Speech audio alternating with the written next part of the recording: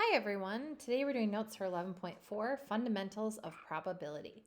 Probabilities of events are expressed as numbers ranging from 0 to 1 or 0% to 100%.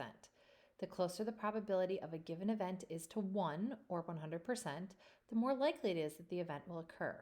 The closer the probability of a given event is to 0 or 0%, the less likely it is that the event will occur. You toss a coin. Although it is equally likely to land on either heads up, denoted by H, or tails up, denoted by T, the actual outcome is uncertain. An experiment is any occurrence for which the outcome is uncertain.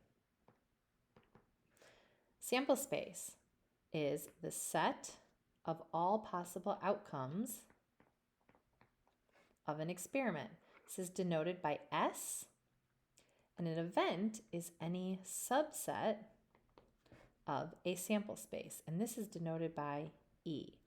So our sample space is H and T for a coin, heads and tails, and an event is T, landing tails up. Theoretical probability is if an event E has N of E equally likely outcomes, and its sample space S has N of S equally likely outcomes, the theoretical probability of event E, denoted by P of E, is the number of outcomes in event E divided by the total number of possible outcomes. The probability of a coin landing tails up would be the number of outcomes that result in tails up, which is 1, divided by the total number of possible outcomes, which is 2. So that probability is 1/2. A die is rolled once. We have to find the probability of rolling each of these 4 scenarios. So let's first talk about our sample space. Our sample space for rolling a die is 1, 2, 3, 4, 5, or 6 dots showing. So the probability of rolling a 2, we know that there is 1 2 out of the 6 possible outcomes. So that would be,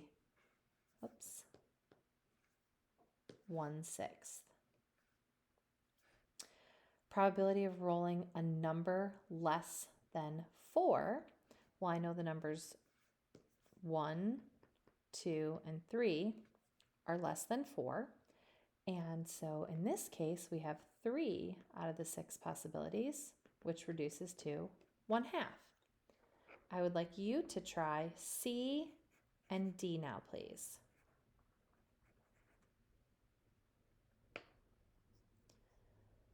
All right, so a number greater than 2. This could be 3, 4, 5, or 6. So there's 4 out of the 6 possibilities, which reduces to 2/3 for our probability.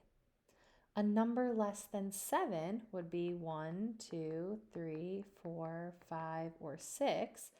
And so this would be all 6 out of 6, or 1 would be our probability. All right, you were dealt 1 card from a standard 52 card deck. Find the probability of being dealt, and then we have a few scenarios. So let's go over the deck of cards just in case if you need a little assistance. There are 4 suits, and these are hearts and diamonds. These are the red suits. And then we also have spades and clubs. And these are the black suits. Now within each of these suits, there are the numbers 2 through 10. We also have an ace card, and then we have jack, queen, and king. These are your face cards. If you need another picture of this, on page 712 in the textbook, there is a picture showing you all of this. Okay, so let's talk probabilities. Again, we have a 52 card deck. So if we're looking for probability of getting an ace, we know there's 1 ace in each of these suits, which means there are 4 total aces out of the 52 cards. So this will reduce to 1/13. I would like you to try B and C now, please.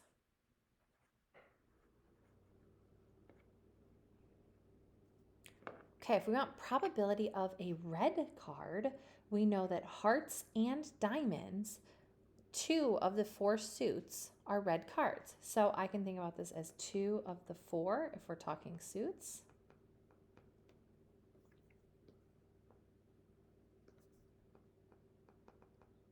And so that reduces to 1/2, okay?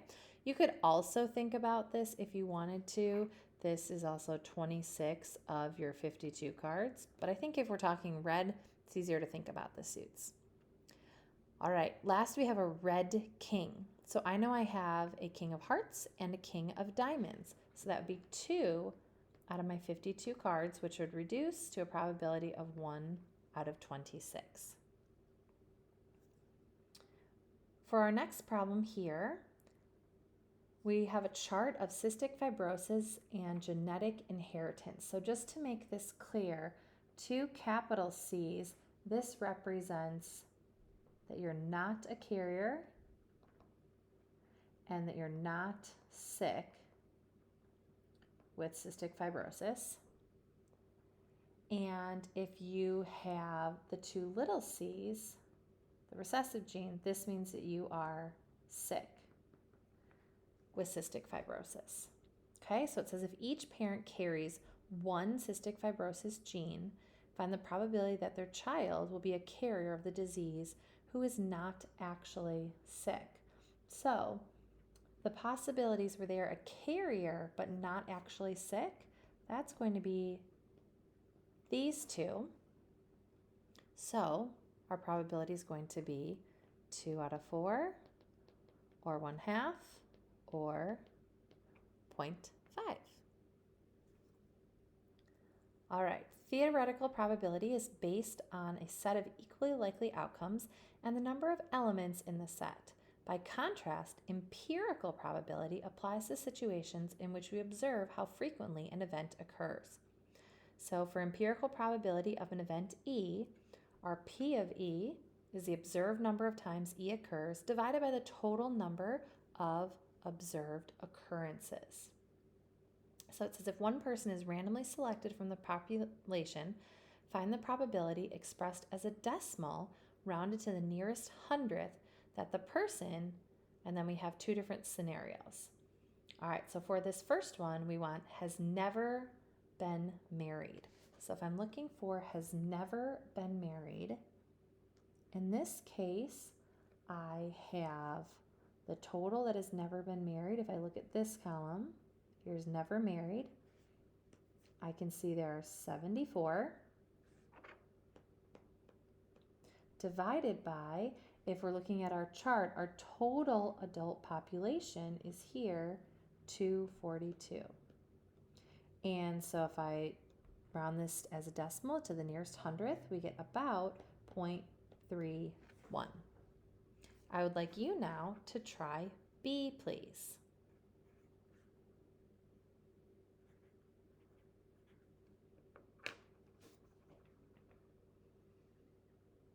Okay, so for this one, we are looking for the probability that a person is male. So I'm going to look at male, and we can see here for male, our total is 118.